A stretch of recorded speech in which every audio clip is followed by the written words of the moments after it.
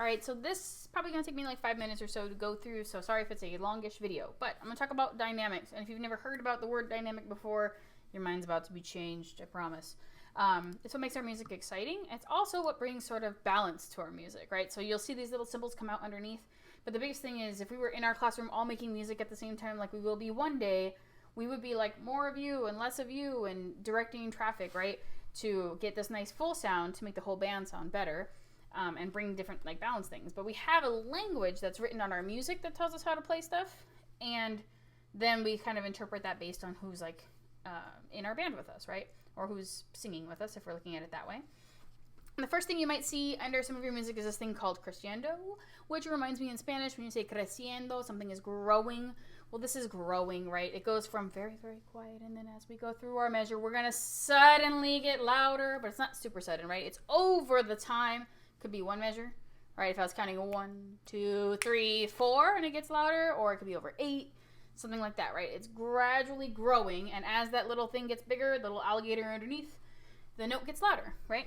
On the other end, here's the opposite, right? A decrescendo, going backwards, sometimes called a diminuendo, where it's backing off. It goes from loud, and we're going to bring it all the way down to something soft, right? And that makes our music more interesting when we change in the middle of our songs like that, rather than just the same old, like, yeah, I played loud the whole time. We also see sort of like block dynamics. So if they want you to play a whole section a certain volume, they'll put something like this under it, right? Ms. G, but a piano is an instrument. Yes, a piano is an instrument, but piano, like in Italian, is also meaning soft. And it's usually represented with this little like P that pops up under or sometimes above, usually under our music though. Basically telling us, hey, play that section soft, right? We can also then see that it grows a little bit. If we add an M to it, it becomes a mezzo. Mezzo meaning like medium or moderately or half. It's the fancy Italian word. If we put the word mezzo in front of something, now it is moderately soft. It is halfway as soft as it was. So if we see an MP, it's not like as soft. It's just a little bit louder than soft, but we're not quite loud yet, right? And then we move to sort of a medium loud, right?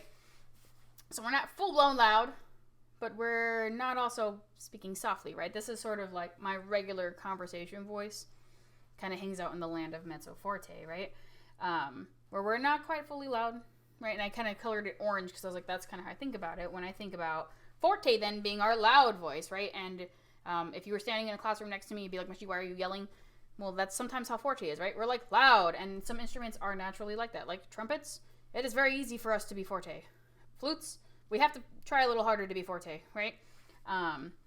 Drums, it is very easy for us to be forte and also late, right? So we have to think, okay, we see this F underneath our music. That is our permission to play something loudly and fully, right? Supported with good air, right?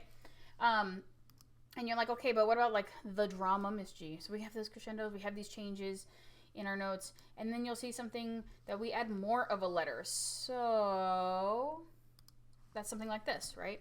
Where you see 2 P's now, and you're like, oh, okay, so if we see a letter and it doubles, that means we're adding this Isimo to it. Isimo meaning very in Italian, right? So if it's 2 P's, it's going to be very soft, right? Pianissimo means you're like using your whisper voice almost, right?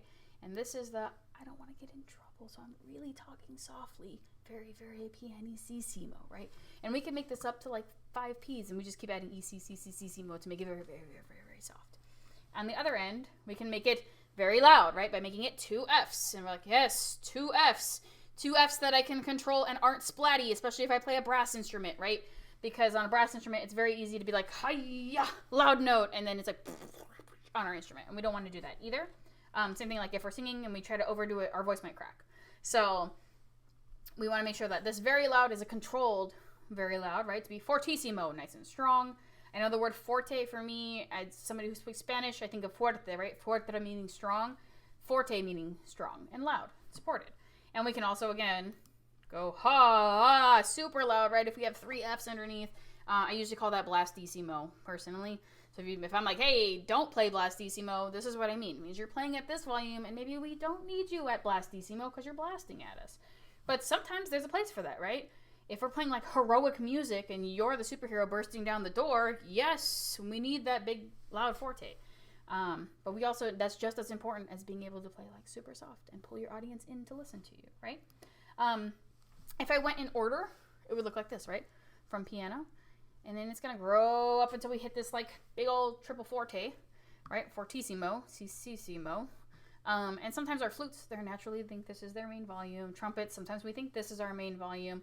And we have to realize that as talented musicians, which you all are, you're going to go ahead and like reach that whole spectrum. Like if you really want to grow, you have to be able to play on both ends of this and control it.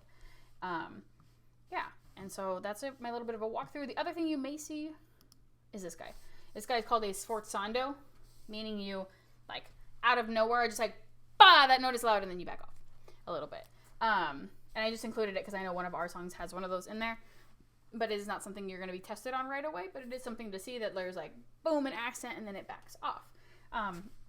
Hopefully this video came out almost 6 minutes. Sorry about that, but hopefully it kind of breaks all of that down for you and helps you guys out with your dynamics.